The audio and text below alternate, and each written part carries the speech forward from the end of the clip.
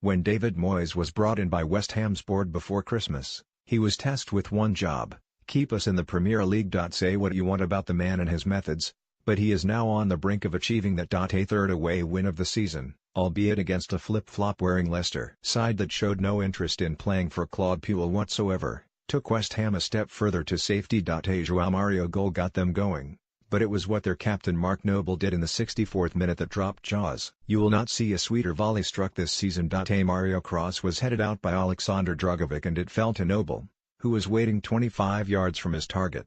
Then, all of a sudden, bang! Back of the net. Pick that one out, Ben Hamer. Leicester, Hamer, Benalouan, Morgan, Maguire, Fuchs, Mrez, Adrian Silva, Iborra, Dragovic 45, Chowdhury, Diabate, Gray 61, Vardy.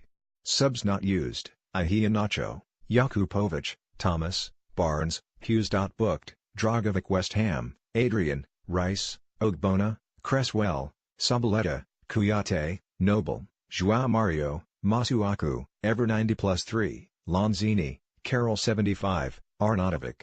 Subs not used: Hudgel, Obiang, Fernandes, Cullen, Trot. Booked: Cresswell, Arnautovic. Goals: João Mario 34, Noble 64. Referee: Chris Kavanagh. Lancashire. Attendance: if only West Ham's awards ceremony was held this weekend instead, Pedro Obiang would have had competition for goal of the season.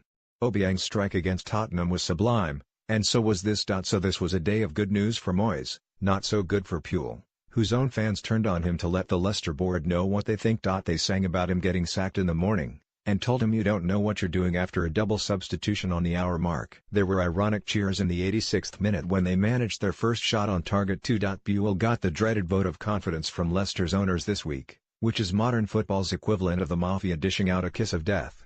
They gave Claudio Ranieri 1-2, and we all know how that ended. The Thai owners were here to witness this too. Leicester were beaten 5-0 by Crystal Palace last week and looked lost going forward in the first half.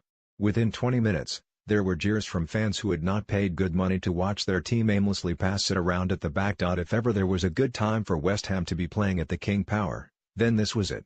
Leicester had won just 4 of their last 18 league games and were suffering from a long injury list. West Ham seemed to know they were there for the taking. Manuel Lanzini carved out 2 chances within 10 minutes, both of which were blocked. From then on, it turned into the Marko Arnautovic show. After half hour, the Austrian was played through by Lanzini and tried to tuck it underneath the Leicester goalkeeper's legs. Hamer managed to make the save. 2 minutes later, a lofted cross saw the ball fall to Arnautovic who, on the half-turn, unleashed a volley that crashed off the crossbar.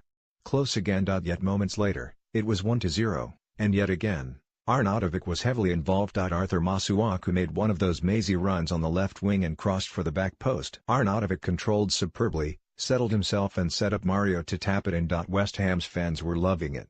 After taking the lead, they taunted Leicester by singing, "How else must you be? We're winning away." The home side's supporters sang back, "How else must you be? It's only 1-0.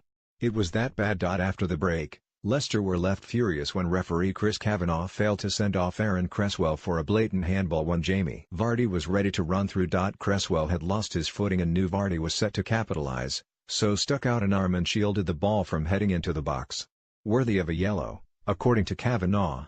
Wrong decision, according to Under Pressure Puel. There were 64 minutes on the clock and the King Power Stadium was about to see something special. A Mario cross looked innocuous until Dragovic's headed clearance fell to Noble, who smacked the ball into the bottom corner on the volley. It left West Ham co-owners David Sullivan and David Gold stunned in their plush seats, and the supporters sang about staying up.